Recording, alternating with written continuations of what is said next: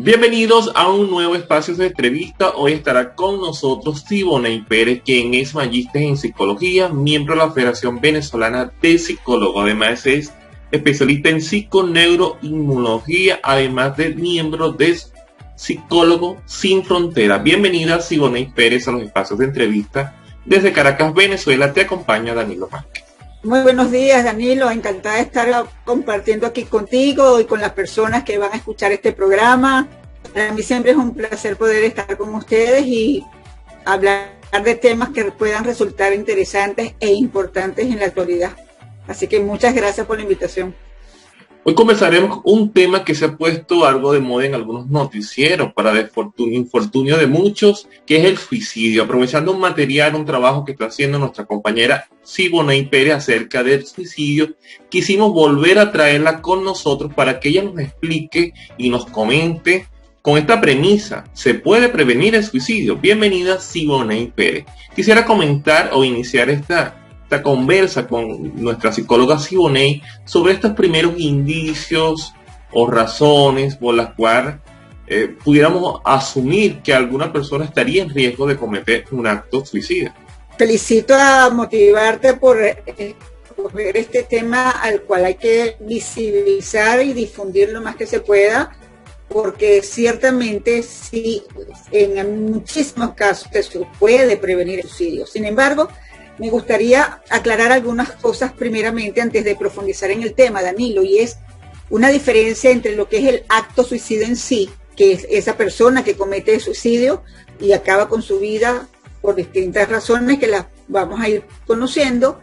Está la persona que ha intentado suicidarse pero no llega a concretarse el acto en sí porque se frustra o simplemente porque no lo hizo en la profundidad que lo podía hacer para eliminar su vida, quitar su vida. Y está aquellas personas que tienen ideación suicida, es decir, piensan en cometer un suicidio, pero no llegan a concretar el acto en sí. Causas pueden haber varias, y lo primero que habría que descartar en esto es si hay una enfermedad o un trastorno mental de base, porque hay unas enfermedades, sobre todo dos, que son fundamentales cuando estamos hablando de suicidio.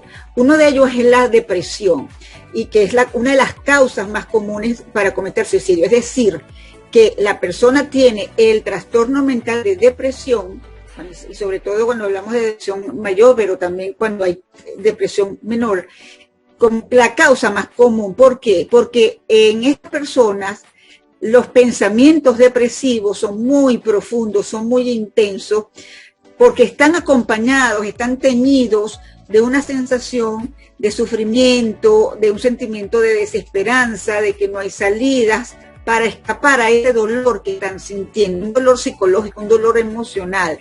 Entonces, junto con el suicidio hay que hablar de la depresión, porque la depresión, como te digo, su ideación suicida o su intento de suicidio es una parte del síntoma, y generalmente está presente en personas depresivas.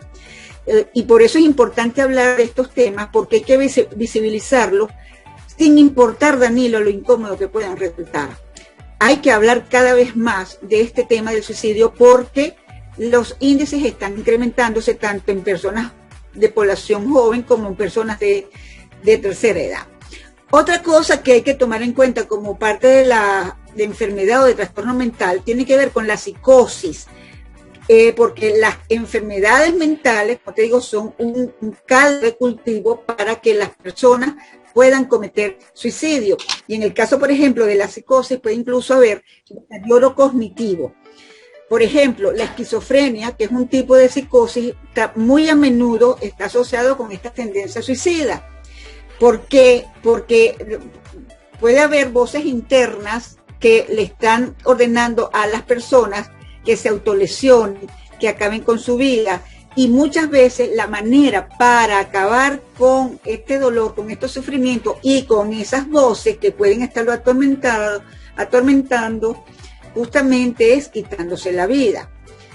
Muchas veces las personas que pueden estar en estos estados, estoy hablando ahorita de trastornos mentales, pero hay otros factores que que hay que considerar. Cuando una persona, a veces el intento de suicidio es un grito de auxilio, es un grito de solicitud de ayuda, porque está padeciendo, está sintiendo un dolor emocional muy fuerte, muy profundo. Entonces, la única manera en que puede quizás alertar a los demás a su alrededor, de llamar su atención como último recurso, es hacer los intentos de suicidio.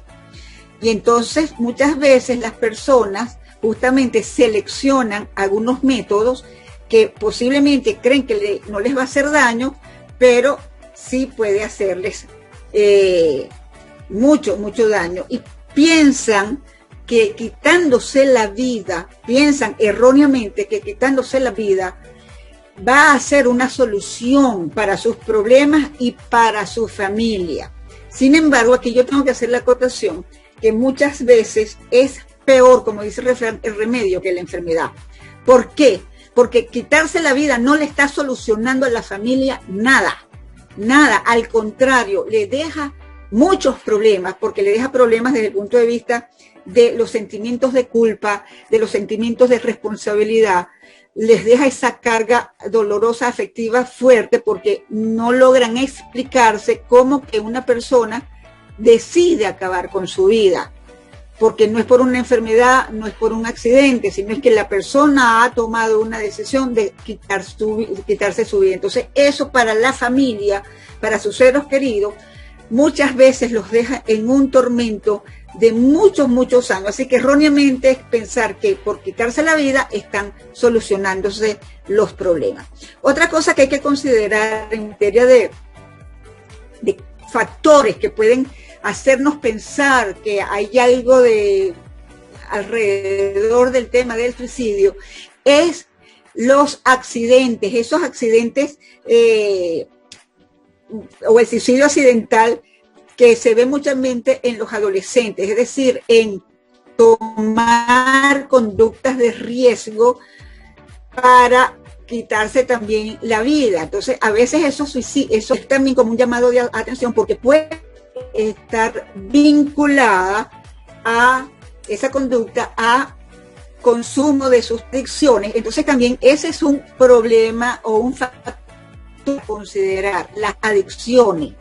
Y aquí, por supuesto, lo primero también es llevar a la persona a motivarse a que asista a algún programa de desintoxicación. Un problema serio que lo vivimos durante esta pandemia muchísimo es justamente la parte del aislamiento social, que afectó a muchas personas de distintas maneras. ¿Por qué? Porque las personas que experimentan esa soledad es una de las principales causas que hay. Esto es mucho en los hombres, y ese aislamiento social, las personas encuentran dificultades para expresar sus sentimientos, para hablar con los demás, para incluso aceptar, admitir que han tenido pensamientos suicidas, que han ido hablando o han estado hablando con otras personas del suicidio. Y muchas veces, debido justamente a esto, a que sienten que la soledad, sienten ese agobio, sienten esa desesperanza, piensan que una forma de escapar fácil es el suicidio. También dentro de los trastornos mentales que podemos considerar como preponderante o factor de suicidio, tiene que ver con el trastorno bipolar, con el trastorno límite de personalidad que ocurre pues en estas personas. Personas con estrés postraumático también pueden tener asociados una sintomatología. Ha habido, o sin haber la historia, pero sí ha habido actos que hayan atentado contra la sexualidad desde el punto de vista físico, emocional, o sea, que haya habido abuso en estas áreas. El tener problemas económicos a nivel de quedarse sin trabajo, digamos que cuestiones vitales, en aspectos vitales de la vida, quedarse sin trabajo porque los hijos se fueron para el exterior, porque están solos aquí, se quedaron a cargo de los nietos menores. Es decir, que resumiendo, muchas personas que intentan suicidarse con frecuencia están tratando de alejarse de una situación de vida que parece imposible de manejar, porque consideran que no tienen ni las herramientas, los suficientes recursos para hacerlo. Entonces, en muchos de estos casos, y los intentos de suicidio o la ideación suicida vienen justamente para buscar alivio a todos estos problemas, porque sienten también, o sea, se sienten, como te dije antes, que son una carga para los demás. Esto se nota mucho en personas de la tercera edad, que como sabemos pueden tener problemas de salud, entonces no quieren ser un gasto más, sobre todo aquí en Venezuela, con la situación económica, política y social que estamos viviendo. Entonces es como decir, ¿cómo voy a hacer una carga para mi familia si solamente hay un sueldo o un trabajo? Entonces tienen que gastar en mí, en mis tratamientos médicos, en los chequeos médicos. Entonces muchas personas de la tercera edad piensan que es mejor quitarse la vida. Hay otros que sienten que han sido víctimas o son víctimas de abuso, como lo mencioné antes. Otros sienten rechazo, sienten pérdida, el mismo bullying en los adolescentes, y está el caso sonado de la semana pasada de este muchacho joven adolescente que se quitó la vida por estar sufriendo bullying por parte de sus compañeros. Entonces, muchas veces los suicidios o los intentos de suicidio, por supuesto, temas, porque ven situaciones que son agobiantes, que son estresantes, que son que los sobrepasa en su propia situación. Entonces, hay que ver todos estos factores. Si también alrededor de estas personas ha habido antecedentes de familiares que también han cometido suicidio o intento de suicidio. El mismo, si ha habido traumas emocionales serios, por eso hablaba del estrés postraumático, incluso sido o hay enfermedades físicas graves, crónicas. Muchas veces las personas, por ejemplo, con el cáncer, que se asocia mucho la depresión, muchas veces las personas piensan en quitarse la vida para no pasar por los efectos secundarios de una radioterapia, de una quimioterapia. Dice, bueno, si igual el cáncer va a pasar a terminar conmigo, prefiero yo terminarlo. Entonces, los problemas económicos, o sea, como ves, todos estos son riesgos o factores que pueden inducir a una persona a quitarse la vida, por mencionarte algunos. Excelente, Siboney. Estamos hablando con Siboney Pérez, miembro de la Federación Venezolana de Psicólogos. Siboney, tú cobras mayor fuerza en toda esta explicación maravillosa que nos estás dando, tratando de resumir, porque son muchas variables, muchos factores que hay que considerar, el tema de la prevención. Y quisiera tomar solamente en un aspecto quizás algo básico, que no lo es, que es la depresión, porque es una palabra que es muy sonada en nuestro argot. Yo estoy deprimido, pero no todos los deprimidos ni tienen intenciones o pensamientos, sino que pues son perfectamente superables, con una salida de campo, con algún tipo de ejercicio, escuchar música. Bueno, una depresión quizás algo pasajera. ¿Cuándo hay que empezar a tomarle atención ya a esta depresión? No sé si con los días. Incluso también te quiero preguntar y consultar el tema si se puede enmascarar o ocultar una depresión, porque pues de repente tú me ves llorando o me ves muy triste, pero también puede ser lo contrario, una persona muy llena de vida, que ayuda a todos los demás, pero por dentro esté muy deprimido por algún dato que no queramos exponer. Entonces, en estos dos temas quisieras que trataras de conectarlo, esta depresión que pasa a ser pasajera, a la que se convierte en una señal de alarma, y aquellas personas que son capaces, si lo fueran, de encubrirla. Entonces, bueno, de un día a otro, mi vecino tomó el acto suicida y lo hizo. Y todos veíamos como una persona muy estable, no había razones como para hacerlo. Dejemos que sea Siboney Pérez quien nos explique. Para mucha gente llama a sentirse deprimido. Para nosotros, los que tratamos especialistas, tenemos que indagar muchísimo más qué significa eso. Porque hay ciertos acontecimientos en la vida que en un momento dado pueden ponerte triste, pueden bajarte el ánimo, desanimarte. Por ejemplo, si se te muere una mascota, se te muere un ser querido, pierdes el trabajo, X, es natural que te sientas triste porque hay la pérdida de algo. Ahí la emoción natural es sentirse triste. Eso, ¿sabes? O le atribuyes a un hecho específico el origen de tu tristeza. Se murió mi mascota, perdí el trabajo, X. O sea, sabes a qué atribuirle el origen de tu tristeza. Y la tristeza es pasajera, o sea, dura relativamente poco en el tiempo en comparación con un cuadro depresivo. Cuando hablamos de cuadros depresivos, estamos hablando de la parte de que, digamos, es serio. Primero, porque no es pasajera.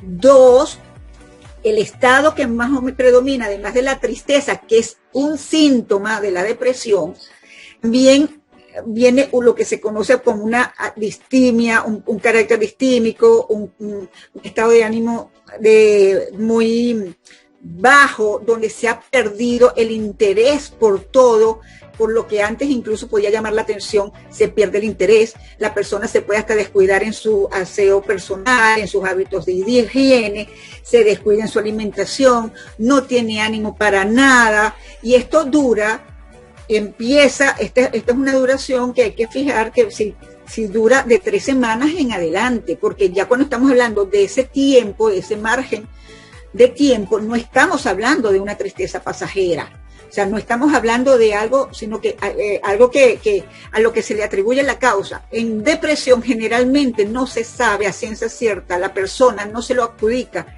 a algo en específico, de que, bueno, porque perdí mi mascota o porque perdí el trabajo. No sabe a qué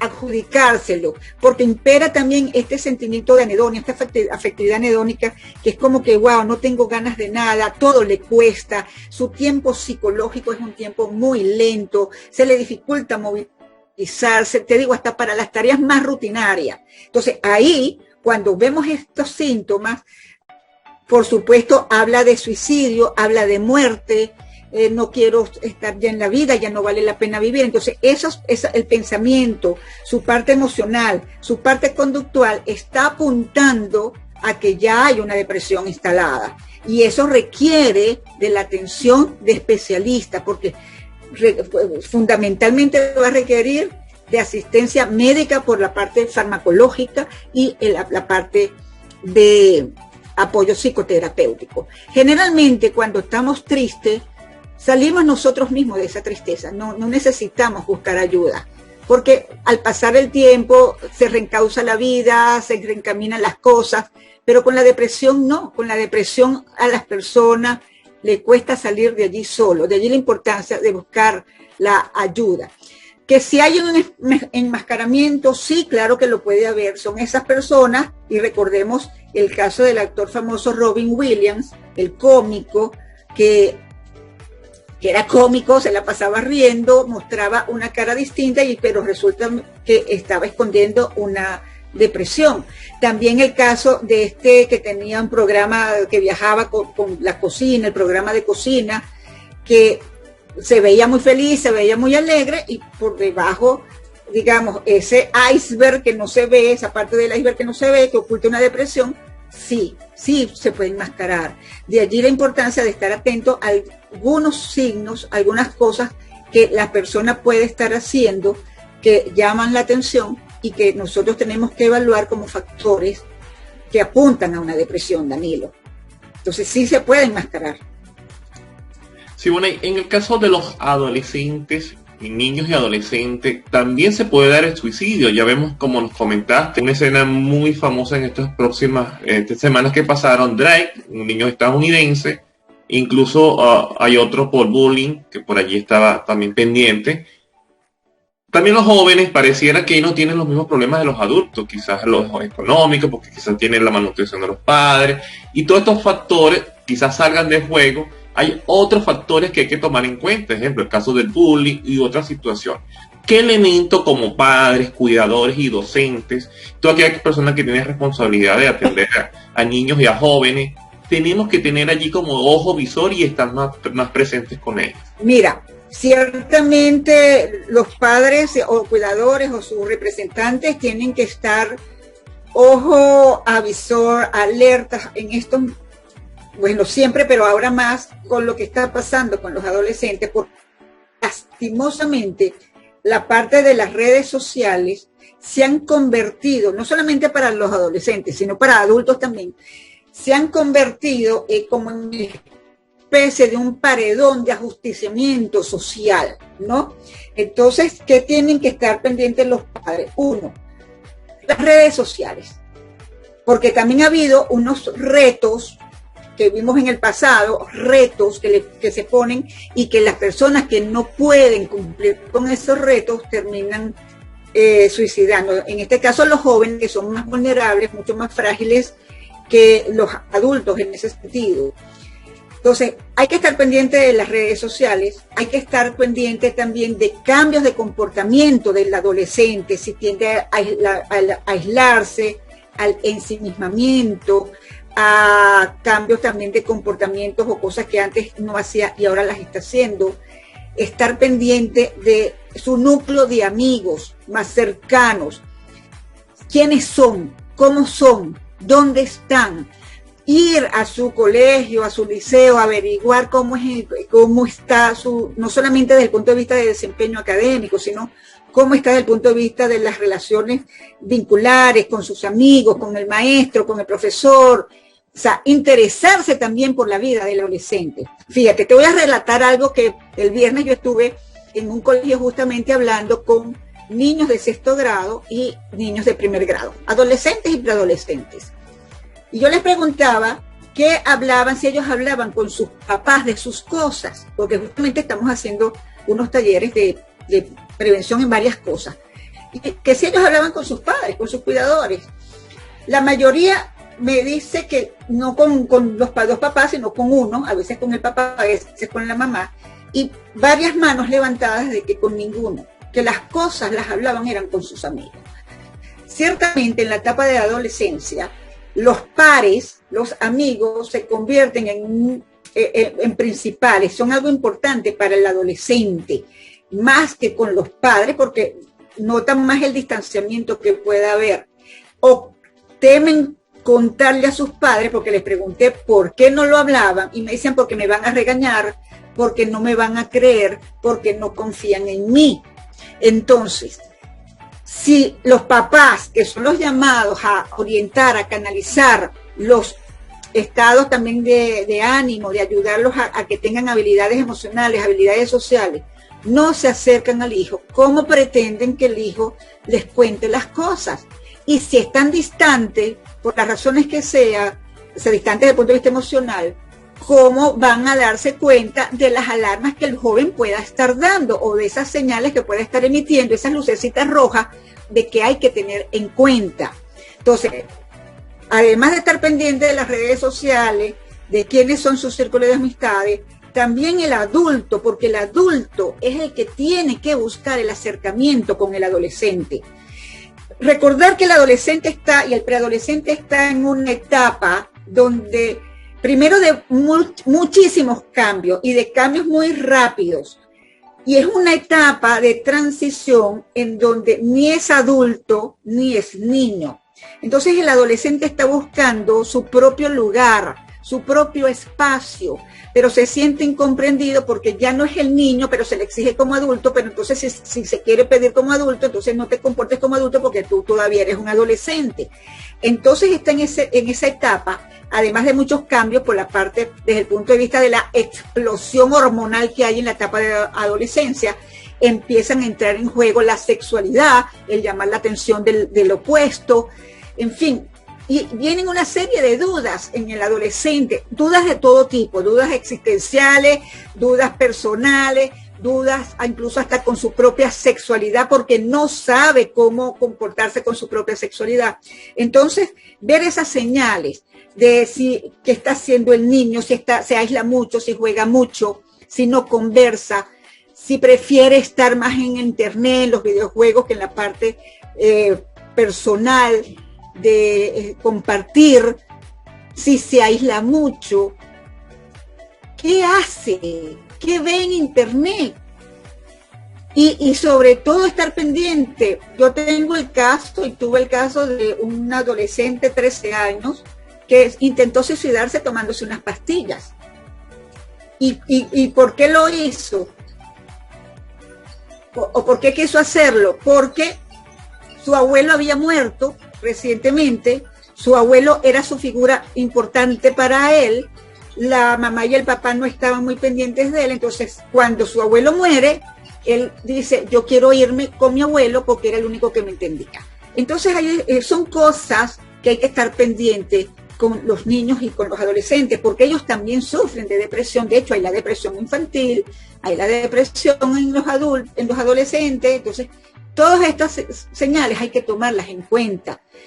Sobre todo si ha cambiado de ciertas conductas y de ciertos hábitos que podía haber tenido antes, si ha cambiado su conducta en el colegio, de ser un niño que de repente era callado, ahora no lo es, o de ser un niño que antes, digamos, era el niño problema, por ponerle, como los etiquetan, entonces pasa a ser un niño ensimismado, taciturno, que se aísla, ver si está sufriendo de bullying, ver si ha sufrido de abuso de cualquier índole. Y aquí sí quiero hacer un paréntesis importante también, Danilo, si me lo permites. La pandemia, el aislamiento físico y el confinamiento llevó a que se incrementaran los casos de violencia doméstica y de abuso sexual. Y el abuso sexual, las estadísticas en todas partes hablan que es cometido siempre, o que en el 80% y un poco más, por personas cercanas a el niño, al adolescente, es decir, por familia y por personas muy allegadas a la familia. Entonces hay que estar pendiente si es un niño o un adolescente, si ha habido esta clase de abuso, bien sea psicológico, emocional, abuso físico, abuso sexual, porque esto puede llevar a los adolescentes a cometer suicidio. Entonces, son señales que hay que estar pendientes, Danilo.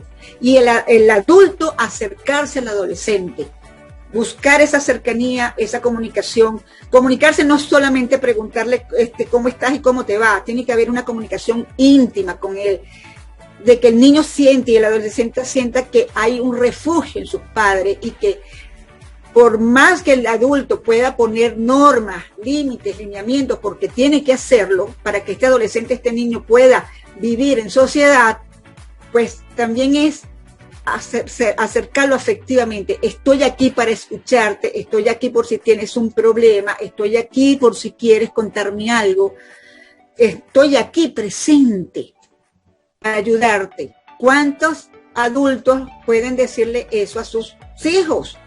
Y crear esa atmósfera de intimidad, de cercanía psicológica, emocional, de comunicación, más allá de decirle no uses esto, con esto, haz esto, más allá de ponerle normas, que hay que hacerlo, también es estoy aquí para apoyarte. Entonces, son muchas las señales que pueden darnos. El asunto es, ¿estamos atentos a ellas como padres, como representantes, como cuidadores principales? No lo sabemos. Esa es una pregunta que cada quien debe responderse responsablemente. Hemos llegado a la sección ¿y a ti qué te motiva? ¿Qué motiva a Siboney Pérez?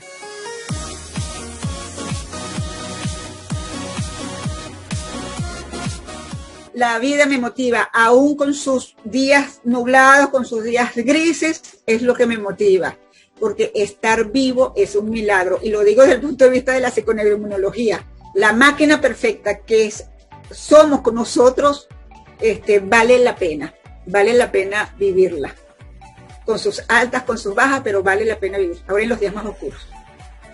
Eso es lo que me motiva. Y desde Motivarte siempre estamos celebrando la vida, apostando la vida, iniciando cada día, dándole pie a gente como tú, como Siboney Pérez, que estás en nuestras escuelas, en nuestros colegios, en nuestras comunidades, dando siempre esa voz experta, tanto como por profesión como por ser humano, basada en su experiencia, en sus conocimientos, para seguir iluminando a otros, para apreciar desde la psicología lo hermoso que es vivir y seguir viviendo.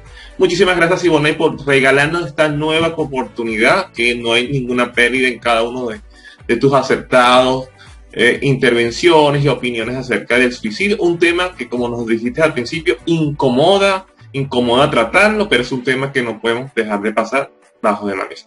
Muchas gracias, Ivonne. Gracias por este espacio. Desde Venezuela les acompaña Danilo Márquez. Y desde aquí seguimos creciendo juntos. Muchísimas gracias.